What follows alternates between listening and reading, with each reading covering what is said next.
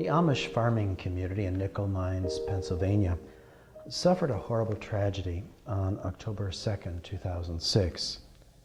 5 young schoolgirls were killed and 5 others wounded by a milk truck driver who claimed that he was angry with God. One 13-year-old girl offered the gunman her life first, hoping the others might be spared, but the assailant shot all the girls and himself. In their grief, the families of the victims reached out to the wife and children of the killer, preparing meals and collecting donations for them. And 10 days later, the Amish community demolished the schoolhouse and began building a new one as a symbol of healing and hope in this very, very dark time. A spokesman for them observed, "We must forgive because we ourselves need to be forgiven." If yesterday's readings depicted Jesus afflicting the comfortable, today's readings, we hear Jesus comforting the afflicted.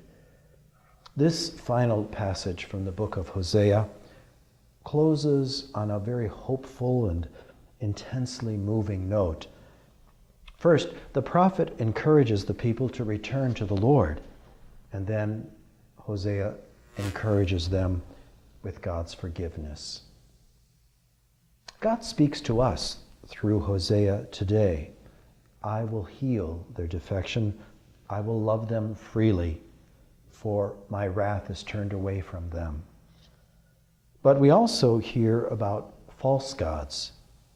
Although you and I don't routinely worship golden calves in our day, we do have idols of power, money, and, well, work. Hosea continues, "We shall no more say our God to the work of our hands." You'll find more than one televangelist today proclaiming that God is just itching to make you successful, even wealthy. We call it the prosperity gospel. And according to the preacher, the only reason this hasn't happened to you already is that you don't fully believe. Pump up your faith, they'll say, and you can purchase that Mercedes you've been lusting for. Today's response, Jesus to the good scribe, captures the wholesome and holy way, however. The scribe had just confirmed what Jesus had said, but then Jesus adds, this love of God and neighbor was superior to any kind of sacrificial offering. Several times in the gospel, we'll hear this repeated from the Sermon on the Mount, the Beatitudes. If you discover that you're at odds with your brother or sister, leave your gift at the altar and go first, be reconciled. Or Jesus quotes the prophet Isaiah, "Stop bringing to me your meaningless gifts. The incense of your offering disgusts me, says the Lord."